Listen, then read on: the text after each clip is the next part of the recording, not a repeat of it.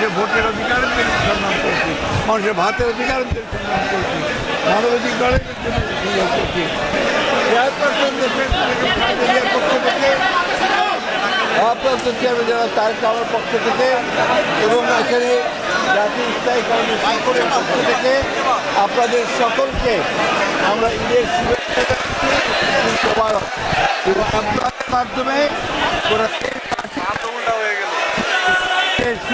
পৌঁছে দেওয়ার জন্য অনুরোধ করছি। জিয়া রহমানের আত্মার বা ফেরাত কামনা করেছি। আমরা একই সঙ্গে আমাদের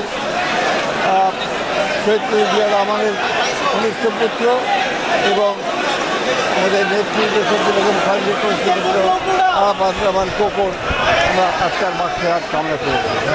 একই সঙ্গে তান্ত্রিক আন্দোলনগুলোতে যারা প্রাণ তাদেরও আত্মার বা ফেরাত কামনা করেছি। 1971 সালের স্বাধীনতার যুদ্ধে যারা এই দেশের স্বাধীনতার জন্য প্রাণ দিয়েছেন শহীদ হয়েছেন তাদের প্রতিও আমরা আমাদের শুভেচ্ছা জানাচ্ছি, শ্রদ্ধা জানাচ্ছি, আত্মার মাগফিরাত কামনা করছি। এবং গণতন্ত্রের জন্য বিগত 15 বছর এবং জুলাই আগস্টে যারা শহীদ হয়েছেন তাদের প্রতিও শ্রদ্ধা ও তাদের আত্মার মাগফিরাত কামনা করছি।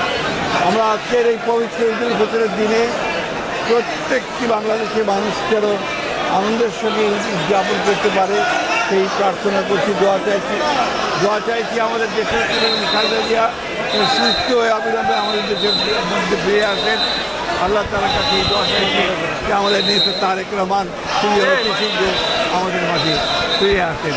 এবং আমরা বিগত 15 বছর ধরে যে গণতন্ত্রের জন্য সংগ্রাম করেছি, গণতন্ত্র পুনরুদ্ধারের জন্য সংগ্রাম করেছি, মানুষের ভোটের অধিকারের জন্য সংগ্রাম করেছি, মানুষের ভাতের অধিকারের জন্য সংগ্রাম করেছি, মানবাধিক লড়াইয়ের জন্য সংগ্রাম করছি, সেই সংগ্রাম যেন প্রতিষ্ঠিত হতে পারে সেই জন্য আমরা পরম আলোচনার কাছে দোয়া করেছি।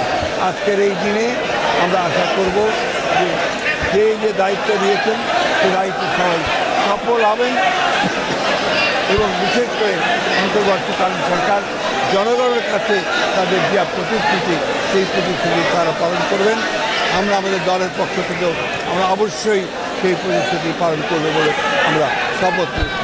আপনাদের সকলকে আবারও ঈদের শুভেচ্ছা। অনেক পার্থক্য, এবার আমরা মুক্ত পরিবেশে একটা আনন্দময় পরিবেশে আমরা ঈদ পালন করছি। ঠিক আছে।